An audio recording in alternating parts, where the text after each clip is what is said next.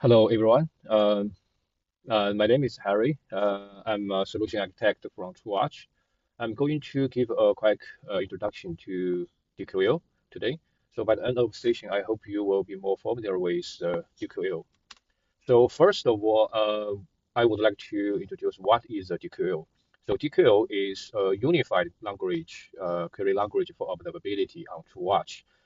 With one simple syntax, we can work across different monitoring data types, such as metrics, logs, events, and IUM, etc.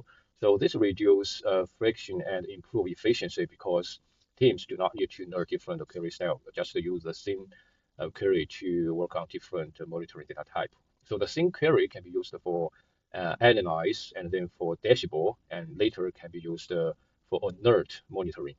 So there are many ways to watch to use the DQL. Mm, So the first one is the DQL query console and explore. So we can use the DQL to perform faster query and explore monitoring data. And in dashboard, DQL enables us to query data and build different type of charts and visualize the monitoring data. And in alert, DQL allow us to define monitoring roles by querying data and setting alert condition. So DQL play essential roles in Watch. It helps us to the same queries can be used across different features, reduce tools switching, and minimize context loss. And it helps to establish a unified data standard across the team. And so I will quickly explain the basic syntax of the DQL.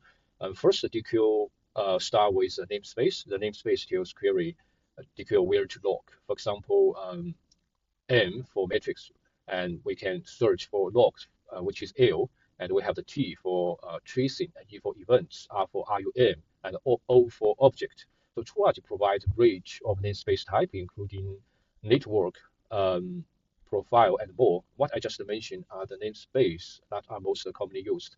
So we may refer to the link below to learn more detail. So follow the namespace, we build a query with a clear structure, as you can see on the right of the slides. So let me explain a little bit each part of these simple terms. So the first choice is namespace, right? What is the data type do you want to query? The next is the data source. This is a data set, like host data set, which includes many relevant metrics such as CPU usage, system load, or source name for logs. So next is a select. This is what we want to return. Often it's a field or matrix names that can be aggregation function in there, like count, average, maximum, etc. And follow that is where this is the filter for raw data before we calculate anything. So for example, we want to just query out the logs just with the arrow stater, or we only want to query specific service, so we can use the where clause. And next is the time, and this sets the time window and can include roll up or interval rows. I will talk about this a little bit later. And next is a group by. So this split results by a dimension like hosts, surveys, and region, and etc. etc. After that, we can have the having groups. This filters the the result after aggregation. For example, we just want to show only groups with a counter over 100, etc.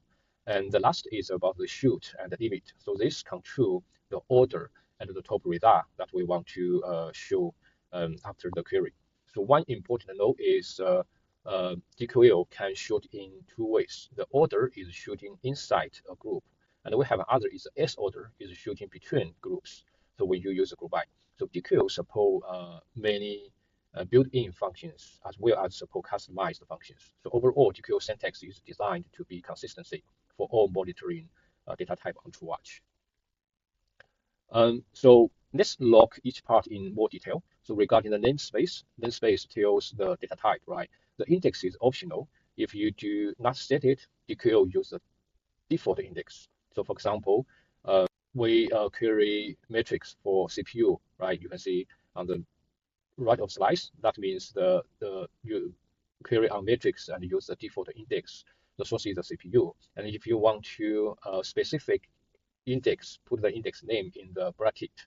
And if you want also query multi-index in one line, then you can put the index name like wave logs, API logs in the bracket.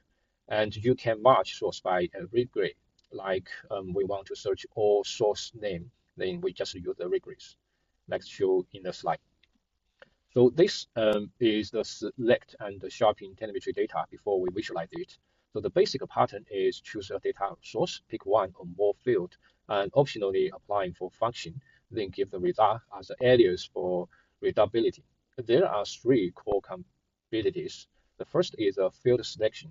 So pulling out key metrics like CPU usage and memory usage, and then aggregation summarizing data across times or dimension using functions like maximize or average, and even using arithmetic to create derived metrics. For example, combine bytes in and bytes out and converting units. So another power feature here is a JSON extraction. So many logs and events contain listed JSON, and we can directly extract value like request method or request body, even handling special characters with bracket nation.